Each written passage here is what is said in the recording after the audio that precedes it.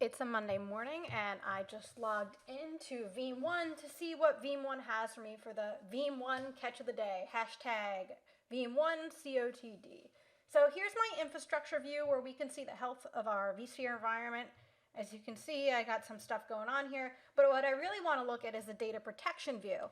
And what the data protection view shows us is the health of our Veeam backup and replication environment. So here you can see my backup servers. Let's expand this one and take a look. You can see my different backup repositories, my proxies, and pretty much anything that's a part of my Veeam backup and replication environment. What I want to take a look at in my backup infrastructure is any triggered Veeam ONE alarms I have. So let's take a look, and we have a couple things here. So first of all, I want to point out suspicious incremental backup size. This is Veeam ONE version 10, and this is a new alarm and version 10, which is going to take a look at your backups, and if there's a suspicious backup increment, like all of a sudden your increment trebled, quadrupled, whatever you want to say in size, it's fully customizable, it will let you know, because that could be an indicator of ransomware activity. So we can take a look at this one, we can expand it, and here's my job. 240.5% over the threshold of 200%. So like I said, you can customize that value to whatever you feel like is appropriate for your environment. But I want to take a look at this other one right here. So Veeam console failed to display backup infrastructure components. So this one is telling me it occurred on March 24th. I've left it for a while, but it's a known issue during the upgrade process to Veeam backup and replication version 10. Resolution really isn't anything, right? Wait for 15 to 20 minutes to get the components display, and you don't have to restart your console. But something that's interesting about this alarm is it's actually part of Veeam ONE's Intelligent Diagnostics. And what Intelligent Diagnostics does is kind of just takes a look at your Veeam server logs and looks at them for issues that Veeam support knows about. So you can see right here the resolution. You don't have to do anything, you can just wait. But if you do want to contact Veeam technical support, it also gives you a signature ID. So what you would do is you would call support and you'd just be like, hey, I'm using Veeam Intelligent Diagnostics, and here's a signature ID of the issue in my environment. Can you just kind of walk me through it and take a look or talk about it, whatever. So that really streamlines the whole support process.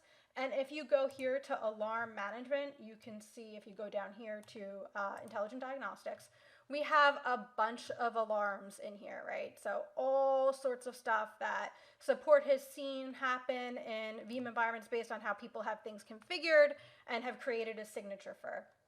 So Veeam Intelligent Diagnostics just installs a really small Veeam ONE agent on your BNR server. So here's how you would manage everything right here.